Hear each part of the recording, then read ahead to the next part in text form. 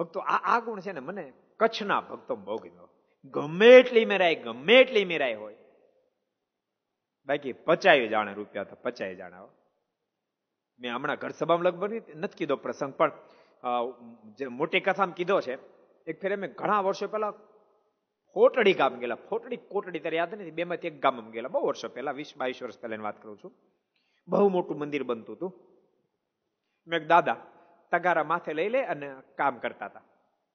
એટલે ભક્તો મને કીધું, મને કે સ્વામી આ દાદા તમે જોયું તગાર લઈને કામ કરે. એટલે મેં કીધું ભાઈ ક્યારેક સ્થિતિ એવી હોય અને આજીવિકાની વ્યવસ્થા ન હોય તો પછી કરવું પડે. મને કહે સ્વામી એ દાદાને આજીવિકાનો પ્રોબ્લેમ નથી. આ મંદિર બને એ વખતે 2 કરોડ રૂપિયામાં બનતું હતું, કે આખું મંદિર બને એમાં 50% આખો સત્સંગ સમાજ ને 50% દાદા એકલા જ. કે એટલી દાદાને અમીરાઈ છે.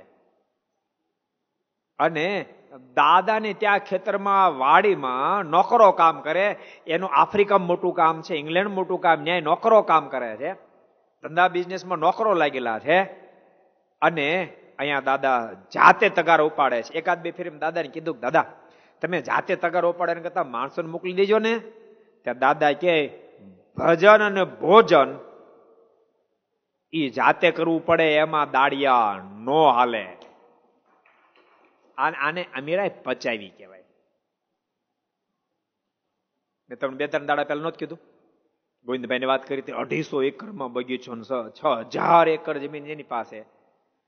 એ મને કહેતા સ્વામી પણ ઘરમાં કામ તમે જાતે જ કરીએ કે. આને પચાવી કહેવાય. આ તો જરાક થાય તો હું પોતું નહીં મારું, પણ હું વાંધો છે પોતું મારો, હું કપડા ને વાંધો શું છે. નહીં તમે રસોઈ કરો ને બીમાર પડી જાતો બરોબર છે, તમે પોતું મારો બીમાર પડી જાતો બરોબર છે. તમે પોતું નહીં મારો, તમે કપડા નહીં ધોવો, તમે જાતે રસોઈ ઠાકો થાળ નહીં કરો, યાદ રાખજો. નહીં કરો તો બીમાર પડવાની શક્યતા, પડી જવા આપણે ચોક્કસ એવું તો કહેવાય ને, પણ શક્યતા ઘણી છે.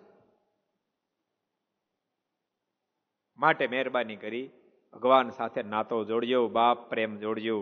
अगर ये वीडियो आपको पसंद आया हो तो लाइक करें और शेयर करना मत भूलिए. सब्सक्राइब करें सरदार कथा चैनल को और बेल आइकॉन पर क्लिक करना मत भूलिए लेटेस्ट वीडियो सबसे पहले पाने के लिए.